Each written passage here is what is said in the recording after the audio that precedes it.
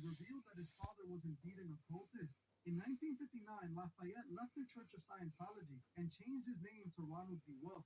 In the 1980s, D. Wolf gave a series of sworn statements and interviews detailing his father's history. D. Wolf revealed that his father had been deeply involved in the occult and black magic. Black magic.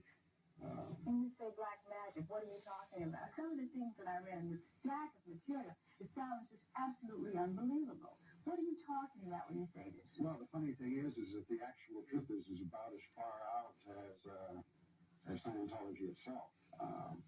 Really, the basis of Scientology, which is rather hidden and covered over, is the occult, the deep involvement with satanic powers that he felt. He was deeply involved with a British black magician called Aleister Crowley, and through putting himself in deep hypnotic trance and the use of drugs on himself, he wanted to become the most powerful being in the world. Because of Danny's parents. We are aware of the pain that has been caused by the character letters that we wrote on behalf of Danny Masterson. We support victims. We have done this historically through our work and will continue to do so in the future. A couple months ago, Danny's family reached out to us and they asked us to write character letters to represent the person that we knew for 25 years so that the judge could take that in full consideration relative to the sentencing. The letters were not written to question the legitimacy of the judicial system or the validity of the jury's ruling.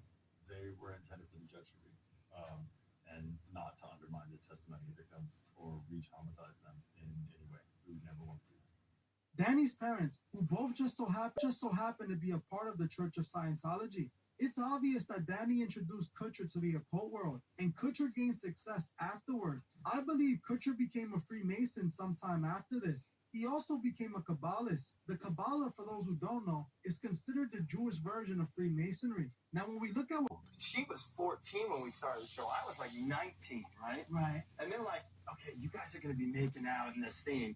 And I'm like thinking, like, wait, this is like slightly illegal, that's right? probably your first kiss ever, right? It was my first kiss. Where's someone bet you made with Danny about our first kiss? No, it wasn't the first kiss. It was like a second or third kiss. It was the first. Look at the first week. No, it was not the first week. Whatever. Let me tell you what happened. No, let me tell you what happened. No. Okay, so I've never kissed a guy. So I was so. I mean, Ash was attractive, and I was a 14-year-old little girl, and I was extremely scared for my life. Sure. And he was very nice about it. He was like, "Oh, don't worry." So I was like, "Okay." Then Danny goes and goes, "Dude, I'll give you $10 if you French kiss her." What do you think? Stick your tongue in my mouth or some? What? No. For $10.